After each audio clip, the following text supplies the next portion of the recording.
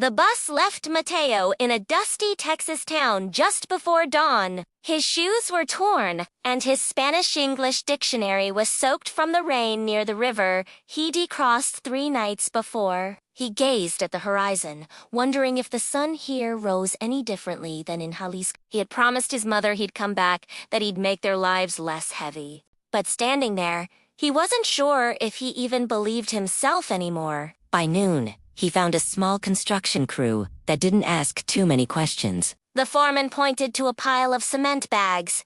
"If you can carry those, you can work." Mateo smiled, nodded, and lifted until his arms trembled. The pay barely covered rent for a shared room, but it was a start. He learned fast how to level a wall, how to understand the rhythm of drills and hammers, and how to disappear when official cars passed by too slowly. Every week, he wired money home, sending the crumpled bills his calloused hands had earned. His mother's voice on the phone always cracked with pride, but behind it, he heard the weight of her worry. "Cuídate, mijo," she'd sigh.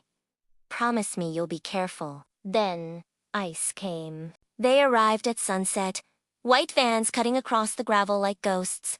The crew scattered. Mateo ducked behind the half-built wall of a new house, his heart pounding. He could hear the radios, the boots on concrete, the distant crying. When the voices faded, he ran, not stopping until his lungs burned. 4 weeks. He hid.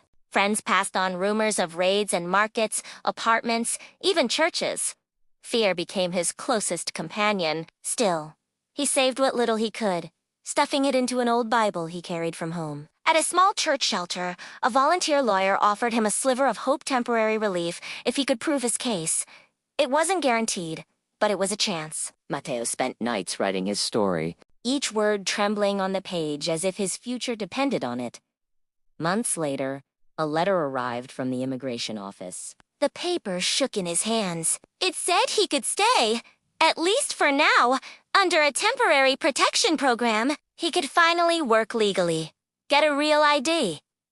He fell to his knees and cried, not just from relief, but because the immense weight on his shoulders had finally lessened. The next morning, Mateo went back to a construction site. This time, he walked through the gates without looking over his shoulder.